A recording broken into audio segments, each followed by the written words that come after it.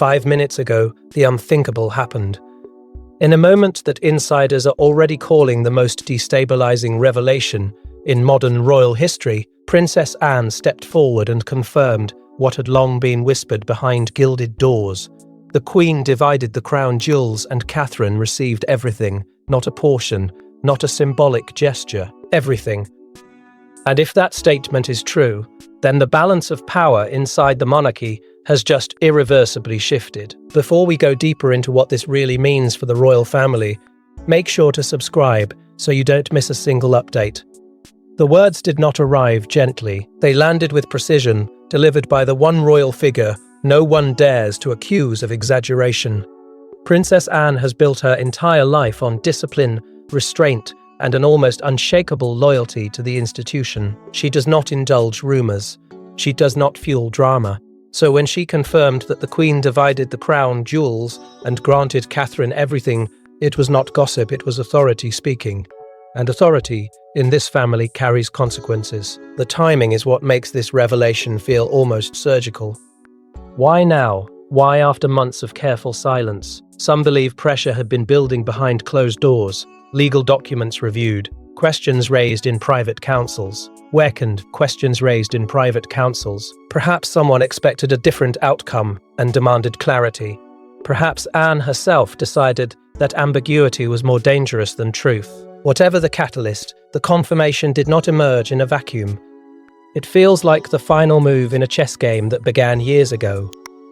Insiders whisper that the setting was not ceremonial, but tense. Not a grand hall filled with cameras, but a controlled environment, possibly a legal briefing or an emergency family consultation where the atmosphere was thick with anticipation, no theatrics, just quiet, devastating certainty. And in that room, as Anne spoke, something shifted. Because the crown jewels are not just heirlooms, they are legitimacy made visible. They are the visual language of sovereignty. Whoever wears them does not merely accessorize, they embody the crown itself. The emotional aftershock inside the palace was immediate. Silence first, then disbelief. Some reportedly froze as though recalculating their place in a hierarchy they thought they understood. Others felt blindsided. For decades, the jewels symbolized shared royal continuity, passed down with nuance and tradition. To consolidate them entirely under Catherine's future authority is not a small adjustment. It is a declaration. It suggests a deliberate narrowing of symbolic power, a centralization that leaves little room for competing narratives. And that is what makes this moment feel less like a surprise and more like the unveiling of a long-planned strategy. This division was not spontaneous. It was orchestrated. Years of observation, years of evaluation. The Queen was never impulsive, especially when it came to legacy. If she made this decision, she did so with cold clarity and calculated foresight, which means someone, somewhere, expected a different ending, and that expectation has now collapsed. For Catherine, the implications are monumental. Receiving everything is not a reward, it is a burden disguised as honor. It positions her not simply as a supportive consort, but as the uncontested visual epicenter of the monarchy's next chapter. It elevates her, it isolates her, and it sends a message to the world that the future has already been chosen. But to understand why this confirmation feels like an earthquake, we have to rewind to the Queen's final private decisions that were never meant to surface. For years, the Queen was seen as steady, neutral, immovable. But what if behind that composed exterior, she was quietly redrawing the monarchy's future? What if the division of the crown jewels was not sentimental, but strategic? Because insiders now claim the Queen's final months were filled with handwritten notes, sealed directives, and one decision so calculated that it ensured Catherine would emerge as the uncontested symbol of continuity. The image presented to the world was one of calm permanence. A monarch untouched by drama, above preference, guided only by duty.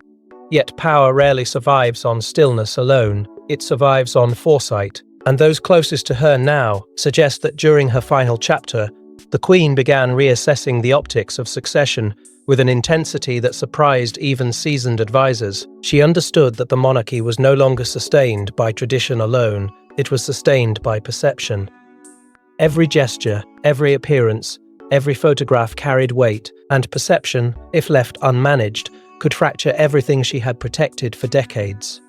In those months, a pattern began to form. Catherine was no longer just present. She was central. At key engagements, during moments that demanded composure and reassurance, the Queen subtly allowed Catherine to stand nearer to the symbolic heart of the institution. It was not announced, it was not dramatic, but it was deliberate. The message was quiet yet unmistakable. This is who carries the future. Observers noticed the shift, but few grasped its full significance. They saw elegance, the Queen saw stability. There were also growing concerns beneath the surface about generational transition, about public trust, about whether the monarchy could evolve without appearing unstable. The world had changed. Scrutiny had sharpened. Loyalty could no longer be assumed. The Queen knew that ambiguity invites speculation, and speculation breeds division. So she turned to the language the monarchy has always understood best, symbolism, and nothing in royal symbolism carries more force than the crown jewels. These are not mere ornaments. They are authority forged in gold and memory, crowns worn at coronations, tiaras that have framed declarations of sovereignty, gems that have witnessed vows, wars, triumphs, and quiet endurance. To divide them was unprecedented, dangerous even, because jewels are not just objects, they are signals. To allocate them entirely to Catherine was to consolidate visual legitimacy in one figure, eliminating confusion before it could take root. And perhaps the most striking detail is this: Catherine appeared ready, not startled, not overwhelmed, composed, as though she had long understood that this burden might one day rest solely on her shoulders. Subtle preparations had been unfolding for years. Increased responsibility, heightened visibility, a slow but undeniable elevation. It was never rushed, never theatrical, it was cultivated. But such a decision does not occur without collateral damage. There were expectations within the family, assumptions about shared heritage, about tradition distributing legacy across branches. Some believed certain pieces would naturally pass their way, yet quietly, without confrontation, those expectations were dissolved. Names removed from consideration, claims diminished without public explanation. The Queen did not argue, she decided. And that decision now echoes through the palace corridors with new clarity, because when Princess Anne confirmed what had been carefully guarded, it exposed not just inheritance but intent. The Queen was not merely dividing jewels, she was engineering certainty. She was narrowing the future to a single unmistakable focal point. And when Princess Anne finally confirmed the truth, it wasn't simply about jewels, it was about power, the loudest voice in the room. She didn't demand authority, she embodied it. But now, with confirmation that she inherits the entirety of the crown jewels, the question explodes across the monarchy. Why her? What did the Queen see that others didn't? And was this decision about love, loyalty, or something far more strategic, something designed to solidify the monarchy for decades to come? Her journey was never meant to be extraordinary. She entered the royal world as an outsider, scrutinized, measured, doubted. Every gesture analyzed, every silence interpreted. There were whispers that she would buckle under pressure, that the institution would swallow her whole. Instead, she adapted, patiently, carefully.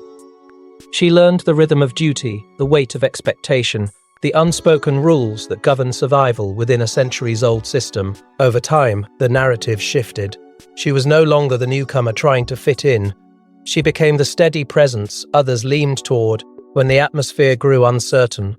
Public perception followed that evolution. Approval ratings climbed. Global audiences responded to her composure. She carried herself without drama, without reckless statements, without scandal. In an era where headlines thrive on chaos, Catherine became a symbol of restraint, and restraint, in a monarchy under relentless scrutiny, is power. The Queen understood that survival in the modern age demanded a figure who could anchor the institution emotionally while projecting calm authority. Catherine fit that mold with almost unsettling precision. During moments of crisis, internal rifts, public controversies, unpredictable shifts in public mood, she did not fracture. She absorbed pressure quietly. That silence was not weakness, it was strategy. Each appearance reinforced an image of reliability. Each measured statement strengthened trust, while others battled narratives. Kata, Rhine built consistency, and consistency is what institutions crave when storms gather on the horizon. There were also deeper parallels, ones that those within the palace reportedly noticed long before the public did. The Queen, in her early years, carried a similar blend of youth and gravity, a woman stepping into immense responsibility under the glare of expectation. Perhaps she recognized something familiar in Catherine, a balance of steel beneath softness, a capacity to endure without complaint. If the monarchy needed a seamless female continuity, a thread connecting past to future, Catherine represented that bridge. For William, the confirmation carries layered emotion. Pride, certainly, vindication perhaps, but also the unmistakable awareness that this inheritance is not ornamental, it is political. When Catherine receives every jewel, she does not merely gain adornment. She gains visibility that will define their reign before it even begins. It elevates her beyond consort. It frames her almost as a sovereign presence in symbolism, a focal point through which authority will be interpreted by the world. And that is the quiet revolution beneath this revelation. The Queen did not simply endorse Catherine as supportive spouse, she endorsed her as central pillar, as visual continuity, as stabilizing force. In a single decision, she amplified Catherine's role from participant to cornerstone. The message is subtle yet thunderous. The future must look unified, and unity must have a face. But power concentrated in one place always creates absence elsewhere. Symbolism gained by one inevitably signals symbolism denied to another. The monarchy may project harmony outward, yet internally recalculations are already unfolding. Expectations once nurtured now collide with reality, and the emotional undercurrents of that collision are only beginning to surface. But if Catherine Gay wins everything, then someone else inevitably loses, and that's where the tension deepens. When Princess Anne uttered the confirmation, the silence that followed was louder than any protest, because within the walls of the palace, jewels are not decoration, they are hierarchy made visible. And if Catherine now holds them all, what does that mean for others who believed they had a claim? Some faces reportedly froze. Others turned pale. One walked out. That silence was not empty. It was heavy with recalculation. For generations, the distribution of royal jewels followed an unspoken rhythm, pieces passed down, loaned, rotated, shared among senior women as symbols of unity. It was tradition wrapped in diplomacy. No one owned everything. No one was completely excluded. That delicate balance maintained the illusion that power, while centralized, still carried echoes of shared legacy. Anne's confirmation shattered that illusion in a single stroke. Among senior female royals, the emotional fallout was immediate and deeply personal. These jewels were not just historic artifacts, they were woven into identity. Wearing a specific tiara or brooch signaled status, proximity, influence. To discover that the entire collection would now be consolidated under Catherine's authority felt, to some, like symbolic displacement, years of service, decades of quiet loyalty. And suddenly, the visual language of importance had been reassigned. There had been private expectations never spoken publicly, but nurtured quietly. Certain pieces were assumed to remain part of a shared heritage, passed ceremonially at appropriate milestones. A coronation here, a state visit there. Instead, the narrative has shifted from shared legacy to singular focus. And that shift carries a psychological blow that cannot be softened by protocol. It is one thing to lose access to a jewel, it is another to lose what it represents. Historically, jewel distribution followed patterns designed to avoid precisely this tension. Even during periods of transition, care was taken to prevent consolidation that might provoke rivalry. That precedent now feels disrupted. This is not a gentle continuation of tradition, it is a break from it.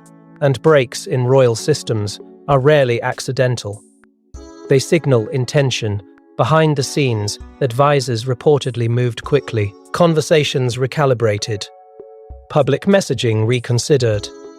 The palace understands optics better than anyone. They know how swiftly speculation can ignite. If this decision appears to marginalize others, It risks reshaping alliances within the family, so containment becomes critical. Language must be measured, appearances choreographed. Every future engagement will now be viewed through the lens of this confirmation. Yet the deeper fear is not about one announcement, it is about what it implies. If the crown jewels can be centralized so decisively, what else might be shifting quietly beneath the surface? Are other aspects of hierarchy being streamlined? Is this a preview of a leaner, more concentrated monarchy? Those questions hum beneath the controlled exterior, unsettling even those who outwardly maintain composure. Rumors of private confrontations began circulating within hours, conversations described as tense, words exchanged that may never reach the public record. No dramatic scenes, no public outbursts, but restrained, pointed exchanges that reveal fractures beneath polished smiles. Because in this institution, emotion is rarely explosive. It is contained, and contained emotion can be even more dangerous. What makes this moment particularly volatile is the contrast. Catherine's ascent feels smooth, almost inevitable. Yet for others, it feels abrupt, destabilizing. Success for one becomes suffering for another, and that duality eats undercurrents that cannot simply be dismissed as adjustment. It reshapes relationships. It forces reassessment of loyalty and influence. But even as emotions simmer, a more strategic question begins to rise. What if this consolidation was not about preference, but protection? What if the Queen anticipated precisely this tension and acted anyway, believing that short-term discomfort was preferable to long-term fracture? Yet beneath the emotional shock lies an even more explosive question: was this division meant to prevent a future crisis? Monarchies do not make moves without anticipating consequences, and the Queen was known for thinking decades ahead. So what if dividing the crown jewels wasn't favoritism, but prevention? What if this decision was designed to eliminate ambiguity before it could fracture the institution?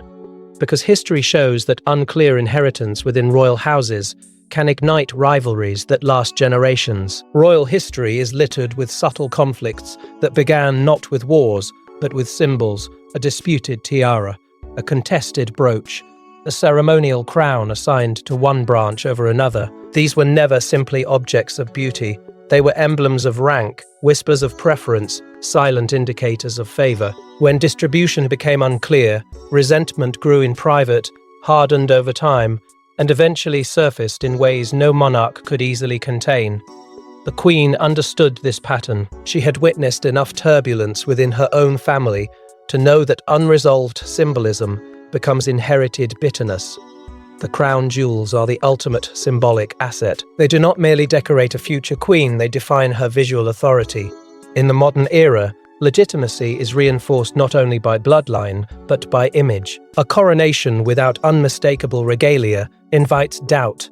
A shared or fragmented inheritance risks mixed signals. The Queen, ever aware of the fragile balance between tradition and perception, may have concluded that clarity was not optional. It was necessary. Media scrutiny has intensified with each passing year. Every gesture is dissected, every absence interpreted. If multiple senior royals appeared wearing pieces of equal historic weight, speculation would follow. Who holds true precedence? Who stands closest to the center? Ambiguity feeds headlines, and headlines fuel division. By consolidating the jewels under Catherine's future authority, the Queen may have attempted to close that door permanently. One figure, one focal point, no confusion. There is also the undeniable reality of William's eventual reign. Transitions are vulnerable moments. New leadership invites scrutiny, comparison, even doubt. If Catherine enters that chapter already established as the uncontested bearer of the monarchy's most powerful symbols, the visual narrative becomes seamless. The public sees continuity, not negotiation, strength, not uncertainty. In that sense, this decision could be interpreted as a shield placed deliberately to protect William from early controversy. The strategic message radiates outward with quiet force. The future is decided, and it is unified. No competing claims, no shared authority diluted by internal hierarchy. Catherine stands as the singular embodiment of ceremonial power, reinforcing stability before challenges even arise. It is bold, it is decisive, and it is entirely consistent with a monarch who prioritized endurance over sentiment. Yet strategy often demands sacrifice. Consolidation inevitably narrows space for others. What appears to the public as clarity may feel internally like displacement. The Queen may have accepted that discomfort as the price of long-term security, better controlled tension now than uncontrollable rivalry later. Better a sharp adjustment than a slow-burning fracture. Still, even the most carefully calculated moves carry unpredictable consequences. By removing ambiguity, she may have intensified focus. By centralizing power, she may have heightened sensitivity around it. When everything is placed in one pair of hands, expectations multiply, scrutiny sharpens, and those who feel sidelined do not simply forget, they adapt. The monarchy now stands at a crossroads shaped by foresight and risk. If this was prevention, it was executed with precision. If it was consolidation, it was done without hesitation. But prevention and provocation sometimes share the same starting point. The clarity that protects can also expose, and while strategy explains the logic, it does not erase the emotional cost, especially for Princess Anne herself. Princess Anne does not deal in theatrics, she deals in duty. So when she confirmed that the Queen divided the crown jewels and granted Catherine everything, it wasn't drama, it was responsibility. But make no mistake, that confirmation carried weight. Because Anne understood that by speaking, she was igniting consequences that could ripple through her family for years. Anne has long been regarded as the monarchy's most unfiltered truth-teller. Not reckless, not impulsive, but unwavering. She does not bend easily to public pressure, nor does she soften statements to preserve comfort. That reputation is precisely why her words struck with such force. If anyone else had delivered the message, it might have been dismissed as interpretation. Coming from Anne, it felt final. She has built a lifetime on brutal honesty, wrapped in quiet discipline. And the institution knows that when she speaks, she does so with certainty. Her closeness to the Queen deepens the gravity of this moment. Anne was not simply a daughter. She was a confidant, a witness to private deliberations. Some speculate she may have been present during discussions about the jewels, perhaps even entrusted with ensuring the decision was honored exactly as intended. If that is true, then her confirmation was not optional. It was the fulfillment of a promise made not to public opinion, but to the monarch herself. And yet, loyalty to legacy does not erase emotional strain. Delivering a truth that fractures expectations is not painless. Anne understood the undercurrents swirling within her family. She knew that certain faces would stiffen, that certain alliances might cool, but she chose clarity over comfort. That choice reveals an internal conflict, rarely visible to the public, the tension between protecting family harmony and safeguarding institutional authority. There is also a reason she delivered the confirmation instead of William or Charles. Had either of them spoken first, it might have been interpreted as self-serving, a father protecting a son's future, a husband defending his wife's elevation. Anne, however, stands apart from those optics. She carries the Queen's authority without direct personal gain. By stepping forward, she shielded the transition from accusations of bias. It was a calculated act of credibility, yet in doing so, Anne subtly repositioned herself within the monarchy. She is no longer merely the loyal sister or dedicated working royal. She has become the guardian of the Queen's final intentions, the executor of a legacy that now reshapes the power map of the family. That is influence of a different kind, quiet but formidable. And with that influence comes scrutiny. There are whispers that Anne resisted efforts to delay or dilute the announcement, that she believed ambiguity would only intensify speculation. If those whispers are accurate, then her decision to speak was not only loyal, it was defiant. Defiant against hesitation, defiant against compromise, a declaration that the Queen's will would not be softened for convenience. But beneath that resolve lies something more human. Anne understands the cost of consolidation. She has lived her entire life in proximity to power without seeking its spotlight. Now she has facilitated a decision that narrows that spotlight onto one figure, Catherine. The contrast is stark. One woman carries everything forward, another carries the burden of confirming it. Anne's composure masks complexity. She stands as bridge and barrier, simultaneously connecting past to future while absorbing the shock that transition creates. In choosing transparency, she may have sacrificed ease. In defending clarity, she may have intensified internal strain, yet she did it anyway. Because for Anne, duty has always outweighed comfort. But as the palace absorbs the shock, the outside world begins to react, and that reaction could redefine everything. Within minutes of the confirmation, headlines erupted, social media ignited. Supporters hailed Catherine as the inevitable future queen. Critics questioned transparency. And suddenly, the crown jewels once locked behind glass became the center of a national debate. Is this consolidation a masterstroke of stability, or a sign of favoritism cloaked as destiny? The reaction was immediate and electric. Commentators who had long predicted Catherine's quiet ascent now framed this moment as the ultimate validation. They described her as prepared, measured, battle-tested by scrutiny. For them, the Queen's decision was not shocking, it was logical, a recognition of endurance, a reward for discipline. They argued that in an age of turbulence, Catherine represents calm authority, and placing the jewels entirely in her hands eliminates confusion before it can destabilize the next reign. But admiration was not universal. Critics pushed back with equal intensity. They questioned whether a collection so deeply tied to national history should be concentrated in a single figure. The jewels, they argued, are cultural heritage symbols belonging not to one woman, but to a lineage of royal women who have carried the crown's image across generations.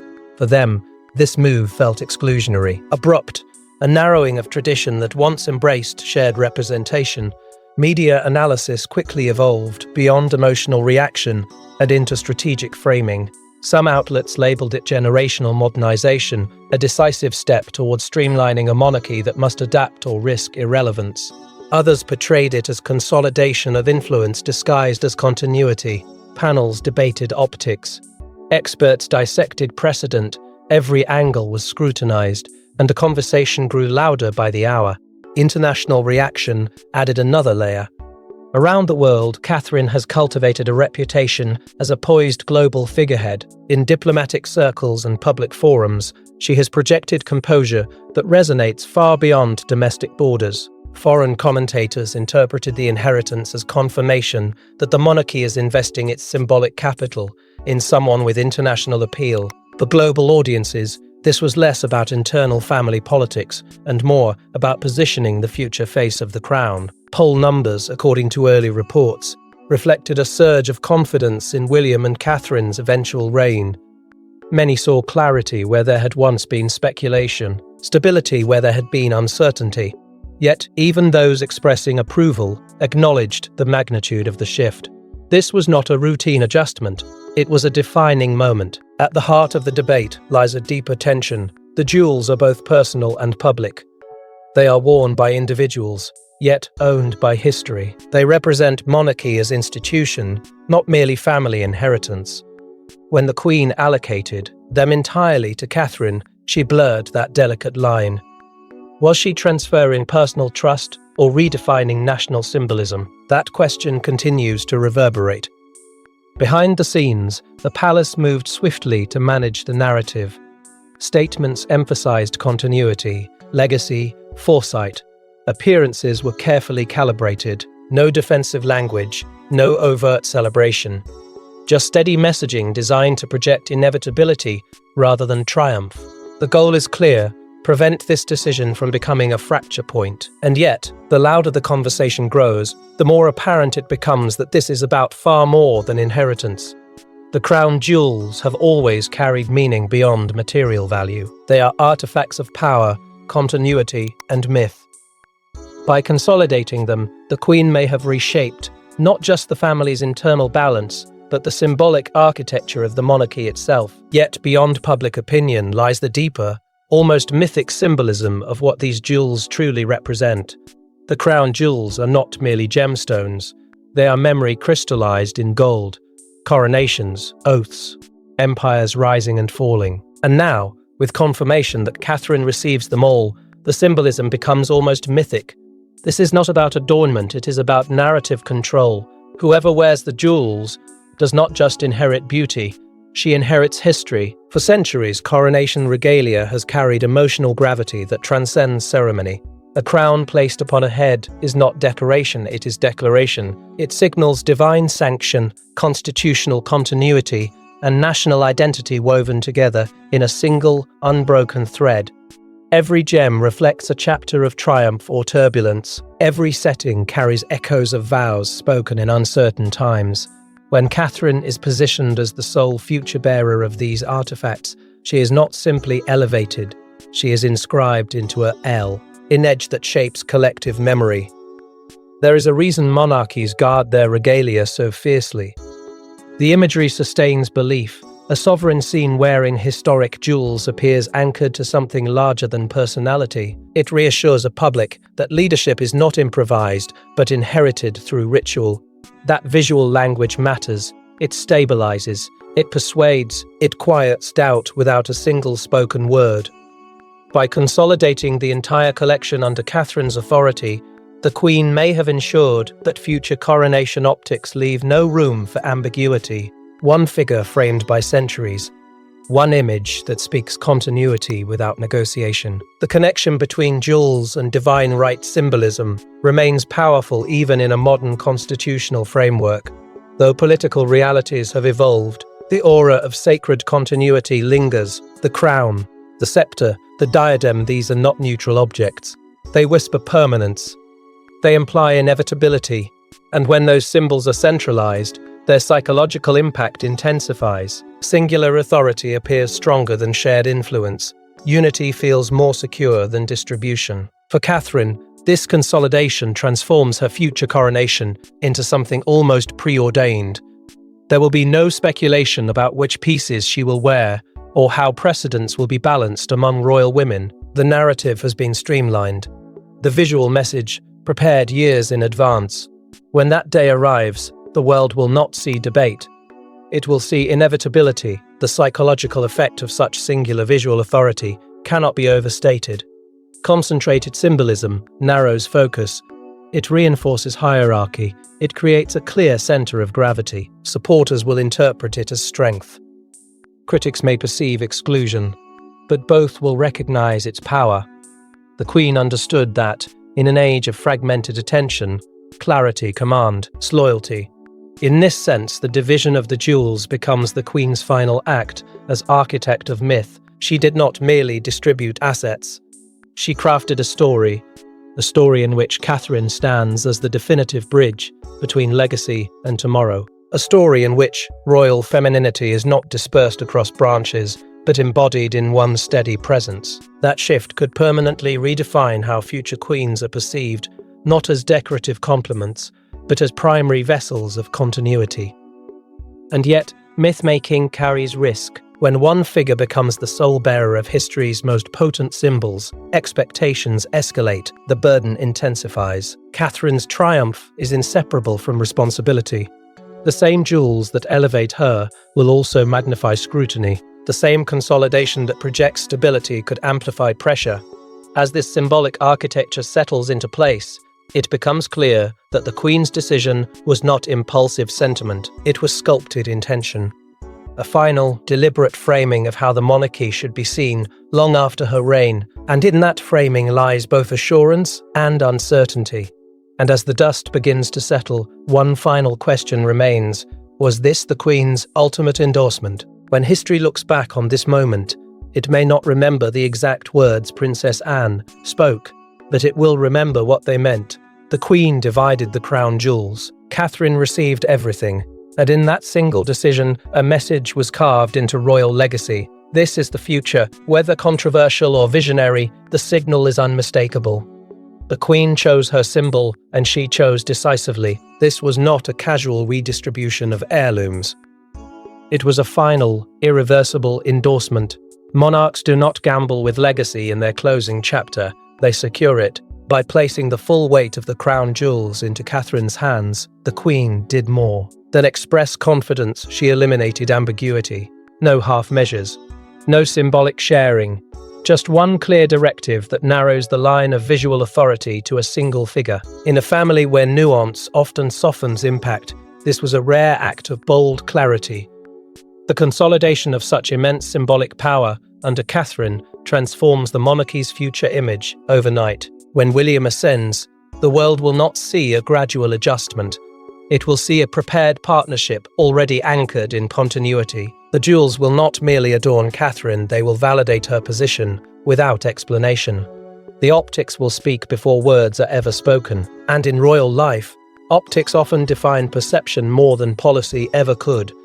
For William, the implications are profound. His reign will begin with fewer unanswered questions about precedence and influence.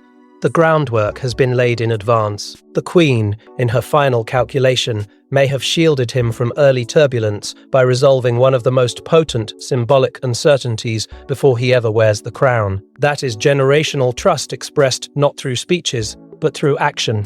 A mother safeguarding her son's future, a monarch safeguarding the institution. Yet beneath the strategic brilliance lies emotional resonance. The Queen's decision reflects belief deep, personal belief in Catherine's endurance, restraint, and capacity to carry immense expectation without fracturing. It is the ultimate transfer of faith, from one woman who bore the weight of centuries to another who must now prepare to do the same.